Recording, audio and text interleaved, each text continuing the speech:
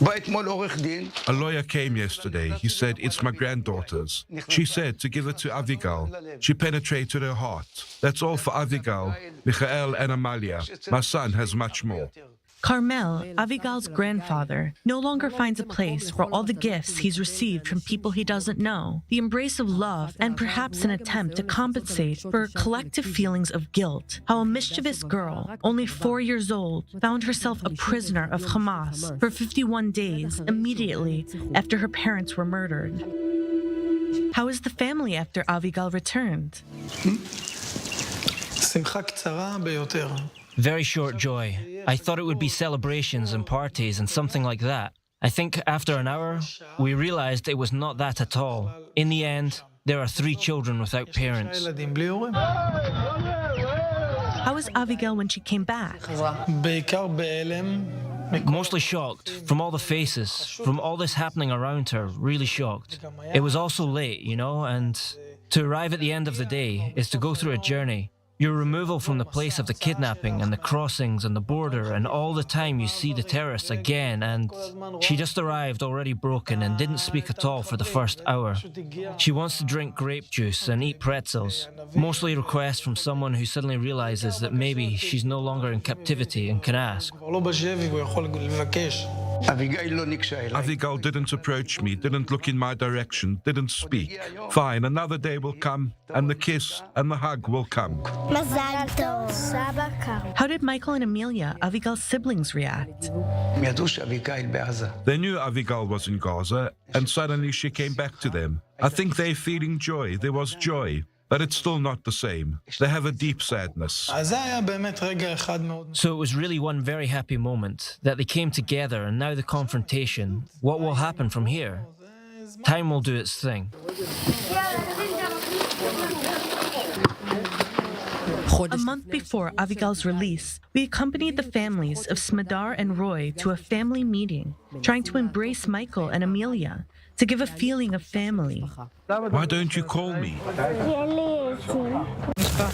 Smadar's family are coming here, and our family with Roy's children. We have a meeting with everyone. First time? Since it happened, yes. No one there was able to forget what happened to these children on the Black Sabbath. The unimaginable fact that 9-year-old Michael, 6-year-old Amalia, and 4-year-old Avigal saw their parents murdered before their eyes. When the alarm started, Smadar was with Michael and Amalia in the safe room. Roy, who works as a Ynet photographer, still had time to go out to the balcony with Avigal in his arms to photograph the terrorists approaching the kibbutz on paragliders, infiltrating right in front of the house.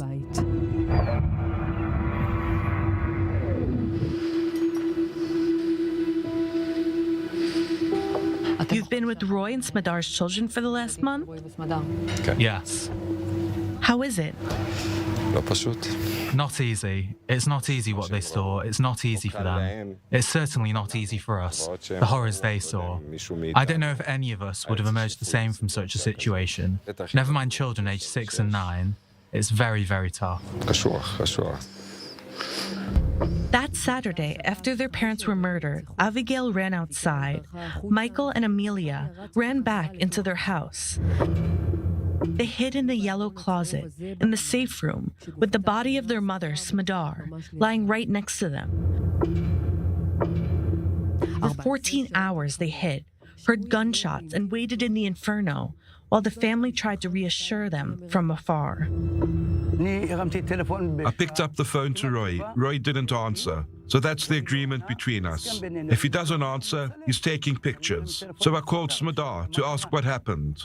Michael, the 9-year-old grandson, answered. I told him, I want Mom. He said, Mom's dead, and Dad's dead outside. I asked, where's your sister Amalia? He told me, with me. Where's Avigal? He said, she's not at home. In short, a Holocaust. I was completely shocked. I was trying to think of how to help. How did the children sound in those moments? Listen, they were just brave.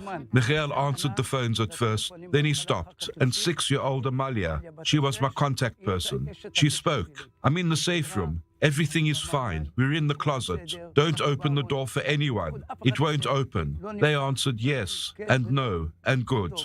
At this time, Michael and Amelia did not know how Abigail was doing. Avichai, the neighbor across the street, was the last to see her before she was kidnapped with Hagar, his wife. She was white as a sheet, but covered in blood, drenched in blood, and I knew it wasn't her blood. I tossed her over to my wife and went back.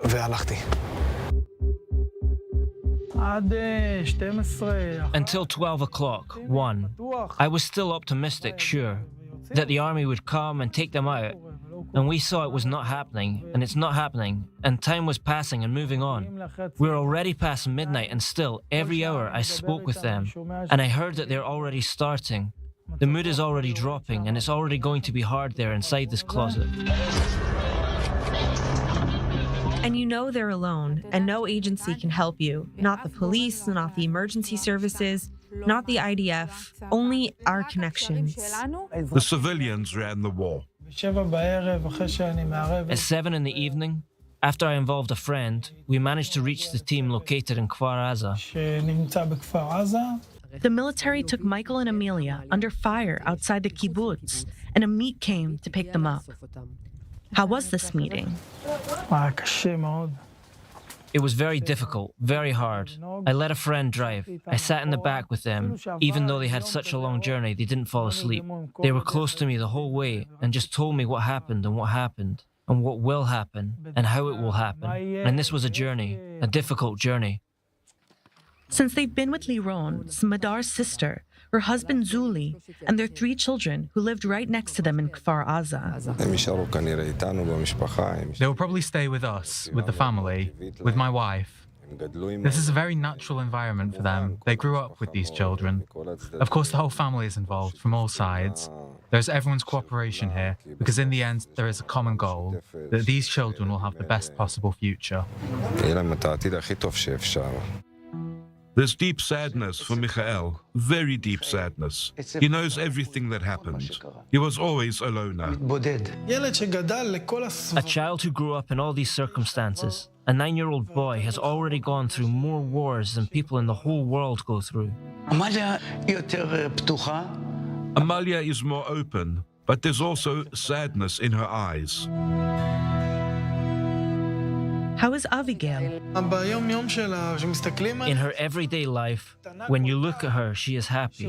She's so little, maybe she'll get through it somehow. Abigail had her 4th birthday in captivity. Yes, I don't know if she knew that. Will you mention it?